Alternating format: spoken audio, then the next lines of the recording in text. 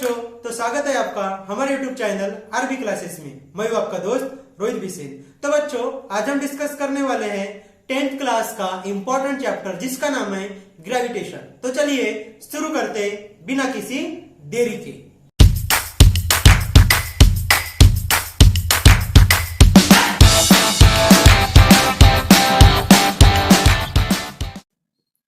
तो बच्चों, हम डिस्कस करेंगे ग्रेविटेशन इस चैप्टर के बारे में। तो स्टूडेंट, आप जो तस्वीर देख रहे हो ये कौन है स्टूडेंट, आपको तो पता ही होगा।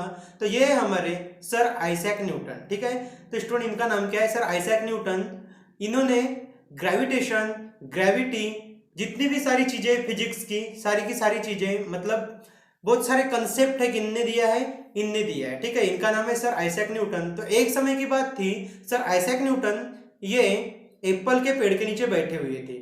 तो इनने क्या देखा? इनने देखा कि जो एप्पल था, एप्पल ये डायरेक्टली ग्राउंड के ऊपर फॉल हुआ, ठीक है स्टूडेंट। एप्पल कहाँ पे फॉल हुआ? डायरेक्टली ग्राउंड के ऊपर। तो इनने सोचा कि ये जो एप्पल है ये ऐसा भी तो जा सकता था, या फिर ऐसा भी जा सकता था, इधर के और भी जा सकता था, इधर के और भी जा सकता था, पर ये एप्पल नीचे ही क्यों गिरा? ये एप्पल नीचे ही क्यों गिरा? तो सर ने सोचा कि एप्पल नीचे ही क्यों गिरा, तो इसके ऊपर हमको एक नया लॉ मिल गया। तो स्टूडेंट, एप्पल नीचे ही क्यों गिरा? तो वजह क्या थी? देखो स्टूडेंट, ये जो एप्पल का पेड़ है, ये कहाँ पे? अर्थ के ऊपर। तो देखिए जो एप्पल है किसकी तरफ आया है? Toward the earth, toward the centre of the अर्थ। तो क्या बोला? Earth must attract the Apple toward it. किसके तरफ? अर्थ अपने तरफ एप्पल को खींच रहा है, ठीक है। एप्पल कहां पे लगा था? पेड़ पे लगा था, पर एप्पल को कौन खींच रहा है? अर्थ, ठीक है, सेंटर की earth. Attracted force toward the centre of the earth. हमेशा याद रखना स्टूडेंट, ये जो पेड़ है, सपोज ये पेड़ यहां पर होता, ठीक है, और ये एप्पल यहां पर होता, तो एप्पल इधर नहीं गिरता, ठीक है। एप्पल इधर नहीं गिरता, एप्पल किधर जाता? Toward the centre. अगर समझो पेड़ ये है ना, और ये एप्पल है, तो एप्पल इधर ही जाता। तो इतनी बात याद रखना स्टूडेंट कि जो एप्पल है या कोई भी ऑब्जेक्ट हो, फॉल होता है तो किधर ही होता है? फॉल होता है toward the centre of the अर्थ, मतलब कि नीचे की ओर ही गिरता है। आप देखो, कोई भी पत्थर ऊपर फेंकोगे तो पत्थर किधर पे आता है? थोड़ी देर बाद toward the centre of the earth, ठीक है।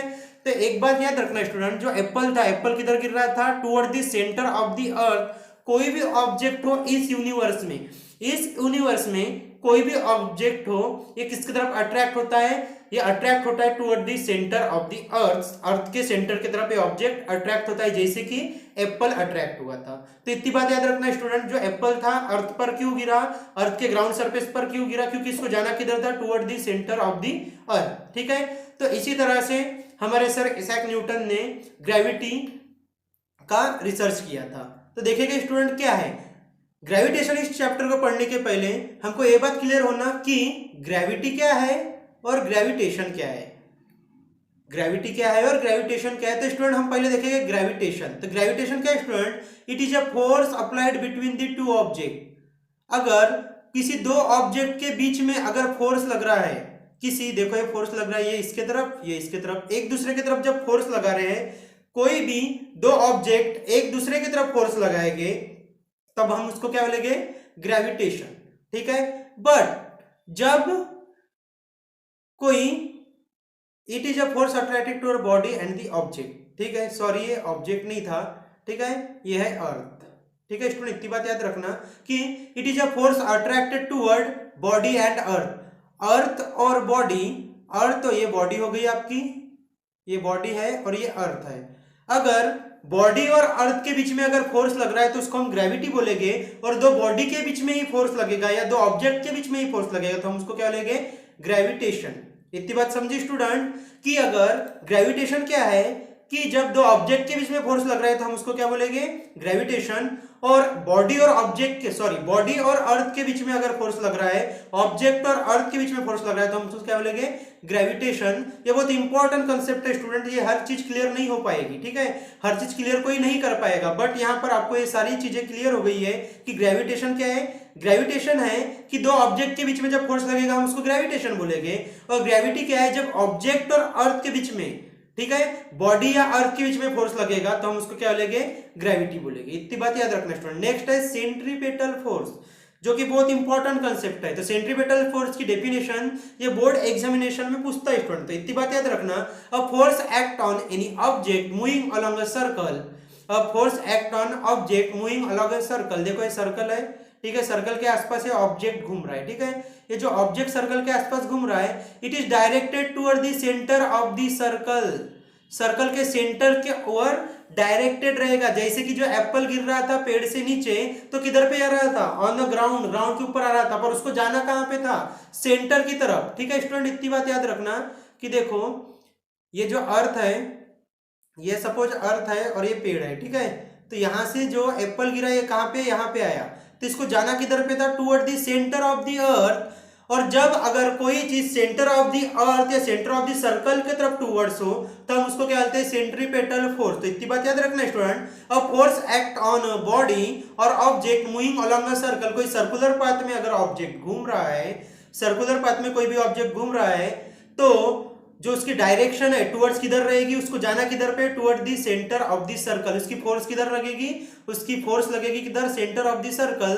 तो देखो ये ऑब्जेक्ट है, इसका मास m, और ये ऑब्जेक्ट v वेलोसिटी से, ठीक है, v वेलोसिटी से सर्कल में घूम रहा है, ठीक है, ये v वेलोसिटी से ऑब्जेक्ट है, जो बॉल है या कोई भी मास है, ये v वेलोसिटी से ऑब्जेक्ट है हमारे सर्कुलर पाथ में घूम रहा है, तो इसकी फोर्स किधर की ओर लग रही है, टुवर्ड द सेंटर, तो इसको हम बोलेंगे एफ मतलब कि सेंट्रीपेटल फोर्स, और ये हो गई हमारी रेडियस। तो ये फार्मूला याद रखना स्टूडेंट, ये फार्मूला न्यूमेरिकल सॉल्व करने में बहुत इंपॉर्टेंट होते हैं, कि क्या है कि F C equal to M V square by R. M क्या है, mass of the object, V square क्या है, velocity of the object, and R क्या है, radius of the object from the centre of the circle और centre of the earth, ठीक है student, इतनी कंसेप्ट आपको याद रखना है। तो नेक्स्ट है स्टूडेंट कैप्लर्स के लॉ, जो कि बहुत इंपॉर्टेंट है। कैप्लर्स के लॉ क्या है, तो स्टूडेंट कैप्लर्स के जो है 3 लॉ है, बोर्ड एग्जामिनेशन के इंपॉर्टेंट है, बहुत क्या बहुत इंपॉर्टेंट है, 99% चांसेस है कि ये इस बोर्ड 2023 इस बोर्ड एग्जामिनेशन में आएंगे। तो स्टूडेंट इनको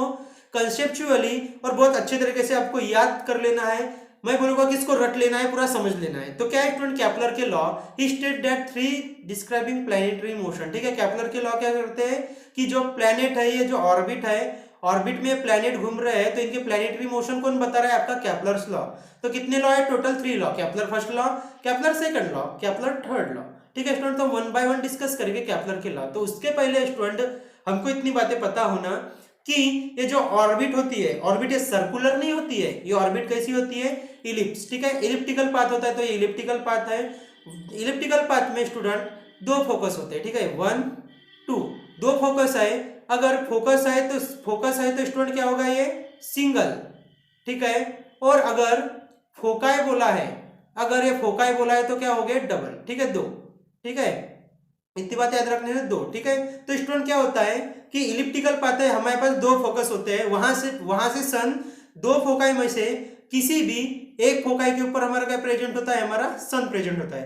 तो जो हमारा ऑर्बिट है, ऑर्बिट कैसा रहता है, इलिप्टिकल, ठीक है, इलिप्टिकल पाथ होता है जो हमारा ऑर्बिट रहता है, इलिप्टिकल पाथ। और देखो एक होता है मेजर एक्सिस, ये जो बना हुआ है ये है हमारा माइनर एक्सिस, ठीक है स्टूडेंट, इतनी बात आपको याद रखना है। नेक्स्ट है कैप्लर का फर्स्ट लॉ, जो कि बहुत क्या इंपॉर्टेंट है, इसको वर्ड टू वर्ड याद कर लेना स्टूडेंट। कैप्लर का फर्स्ट लॉ ये बोलता है, the orbit of a planet is ellipse.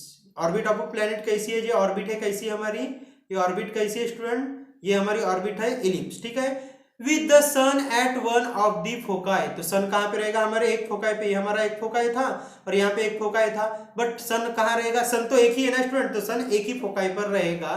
तो फर्स्ट लॉ ये बोलता है कि जो हमारी ऑर्बिट है, ये ऑर्बिट कैसी है, इलिप्स है, और जो सन है, सन कहां पे रहेगा, किसी भी एक फोकाई के ऊपर। पर फोकाई हमारे पास कितने हैं, फोकाई हमारे पास टोटल कितने स्टूडेंट, फोकाई हमारे पास 2 है, एक ये 2, पर सन कहां पे रहेगा, किसी भी एक फोकाई के ऊपर में रहेगा। तो फर्स्ट लॉ ये बोलता है, तो स्टूडेंट मेरे साथ बोलिए, the orbit of a planet is an ellipse with sun at one of the foci, ठीक है स्टूडेंट। तो आपको ये कंसेप्ट समझ गई कि ऑर्बिट कैसी रहेगी, इलिप्स, और सन कहां पे रहेगा, किसी भी एक फोकाई के ऊपर। नेक्स्ट स्टूडेंट कैप्लर का सेकंड लॉ, जो कि बहुत कंफ्यूजिंग होता है, स्टूडेंट को नहीं समझ में आता। तो कैप्लर का सेकंड लॉ क्या है, the line joining the planet and the sun, the line joining the planet and the sun. देखो ये क्या है, हमारा प्लैनेट, ठीक है, ये हमारा सन। तो देखो सन और प्लैनेट से लाइन जुड़ी है, ठीक है, ये देखो ये लाइन जुड़ी है, देखो प्लेनेट यहाँ पे था, कुछ दिन बाद यहाँ पर गया, ठीक है। सपोज इसको लगा 1 मंथ, ठीक है स्टूडेंट, इसको लगा 1 मंथ, ठीक है। तो क्या बोला है, the line joining the planet and the sun sweep equal area in equal interval of time, ठीक है। ये फर्स्ट केस हो गया, ठीक है student, first case. Second case में क्या होगा, यहाँ पे हमारा प्लेनेट था, ये यहाँ से कहाँ पे गया स्टूडेंट, यहाँ से गया यहाँ पर। तो क्या हुआ कि ये जो है, ये जो एरिया हो गया, area one equal to area 2। ये कैसे हो स्टूडेंट, कि बोला गया है the line joining the planet, ये जो लाइन ज्वाइनिंग हुई है प्लैनेट से, and sun sweeps equal area in equal interval of time. Suppose यहां से यहां तक कि इसको क्या लगा 1 मंथ, ठीक है। तो सेम टाइम में 1 मंथ, ये दोनों एक ही मंथ में इक्वल इंटरवल ऑफ टाइम में जो प्लैनेट है इक्वल डिस्टेंस ट्रेवल करेंगे। समझो कि यहां से यहां तक जाने के लिए इसको 1 मंथ लगा, तो यहां से यहां तक जाने के लिए भी इसको 1 ही मंथ लगेगा। और ये जो है इक्वल एरिया, देखो ये क्या है, equal area in equal interval of time. Same वैसे ही यहां से यहां तक जाने के लिए भी सेम उतना ही टाइम लगेगा। तो स्टूडेंट इतनी बात समझी, the line joining the planet, ठीक है। ये जो लाइन ज्वाइनिंग हुई प्लैनेट से और सन से, ठीक है, सन और प्लैनेट से जो लाइन ज्वाइनिंग हुई है, ये इक्वल एरिया, 1 एरिया हो गया, 2 एरिया, 3 हो गया। तो देखो area 1 equal to area 2 equal to area 3, तो 1 इक्वल टू 2 इक्वल टू 3। ये क्या हो गया स्टूडेंट, ये तीनों एरिया क्या हो गए, सेम, ठीक है। कब, इन इक्वल टाइम, इक्वल समय में, इक्वल इंटरवल ऑफ टाइम में ये जो एरिया है क्या हो जाएगा स्टूडेंट, सेम हो जाएगा। तो आपको एक कंसेप्ट याद रखनी है और आपको सेकंड लॉ याद रखना है, क्या है, the line joining the planet and the sun sweep equal area in equal interval of time, ठीक है। इक्वल इंटरवल ऑफ टाइम में जो सन से प्लैनेट में जो डिस्टेंस था, ठीक है, जो एरिया उनने जो रीजन उनने बनाया वो क्या रहेगा, इक्वल रहेगा। नेक्स्ट है स्टूडेंट केपलर का थर्ड लॉ। तो केपलर का थर्ड लॉ क्या बोलता है, the square of its period of revolution. अब पीरियड ऑफ रिवॉल्यूशन क्या है स्टूडेंट, तो देखिएगा पीरियड ऑफ रिवॉल्यूशन क्या है। सपोज कि एक सर्कल है, ये सर्कल में एक, ये समझो कि ये सर्कल है, ठीक है, ये सर्कल है, ये हमारा प्लेनेट है, पी फॉर प्लेनेट, और ये सन है। तो इसने क्या किया, यहां से यहां तक इसने डिस्टेंस ट्रेवल किया। इंक चेंज कर लेता हूं, वेट, ये देखिए ये जा रहा है, तो इसने इतना डिस्टेंस ट्रेवल किया, तो इसने पूरा रोटेशन किया, तो ये क्या होगा, टोटल टी, ठीक है, टाइम पीरियड। बट ये जो था, ये तो था ना, ये हो गया हमारा क्या, रेडियस, ठीक है। तो बोला है the square of period of revolution, the square of period of revolution मतलब, पीरियड ऑफ रिवॉल्यूशन मतलब कि ये जो प्लेनेट था इसने टोटल पूरा डिस्टेंस ट्रेवल किया और वहां पर आकर ही खत्म हो गया, ठीक है, वहां पर आकर रुक गया, यानी कि इसने टोटल एक रिवॉल्यूशन कंप्लीट किया around the sun is directly proportional to the cube of mean distance of the planet from the sun. तो देखो ये जो आर है स्टूडेंट, ये आर है, R is average distance of a planet from the sun and T is a period of revolution. Total एक जब revolution complete करेगा तो इसको क्या बोलते हैं, पीरियड ऑफ रिवॉल्यूशन। तो बोला है कि square of period of revolution around the sun, square of period of revolution, ठीक है, square of period of revolution and T क्या है, पीरियड ऑफ रिवॉल्यूशन, इसका स्क्वायर ये डायरेक्टली प्रोपोर्शनल है किसके, cube of mean distance of the planet. Mean distance कितना हो गया, आर, इसका क्यूब। तो आपको कंसेप्ट याद रखना स्टूडेंट कि T square is directly proportional to R cube, मतलब कि the square of period of revolution around the sun is directly proportional to the cube of mean distance of a planet from the sun. तो देखो student ये concept है, आपको याद रखना है, ये आपको पूरी बातें याद रखना स्टूडेंट। तो देखेंगे कि जो square of period of revolution है डायरेक्ट प्रोपोर्शनल हो गया किसके, किसके इक्वल हो गया, आपके क्यूब के, किसके, मीन डिस्टेंस के, ठीक है। तो जब भी अगर ये प्रोपोर्शनलिटी कांस्टेंट हटता है तो इसके क्या आता है, कांस्टेंट, ठीक है। तो देखिएगा स्टूडेंट क्या आ गया यहाँ पे, ये आ गया कांस्टेंट के, ठीक है। तो ये कौन सा कांस्टेंट है, ये केपलर्स कांस्टेंट है, ठीक है। ये कौन सा कांस्टेंट है, केपलर्स का कांस्टेंट है। तो देखो के इक्वल टू क्या हो गया, T square by R cube. तो आपको इतनी बात याद रखना स्टूडेंट, क्या आ गया, ये K equal to T square by R cube, ठीक है स्टूडेंट। आपको ये कंसेप्ट याद रखना है, इसको 1 बाय 1 आपको याद रखना है। तो हमने क्या क्लियर किया स्टूडेंट, केपलर का फर्स्ट लॉ, सेकंड लॉ और थर्ड लॉ। जो हमारे प्लेनेट है कौन से ऑर्बिट में घूमते हैं स्टूडेंट, ये हमेशा घूमते हैं इलिप्टिकल ऑर्बिट में। तो केपलर का फर्स्ट लॉ क्या है, the orbit of a planet is an ellipse with the sun at one of the foci. आपको पूरे वर्ड टू वर्ड याद रखना है।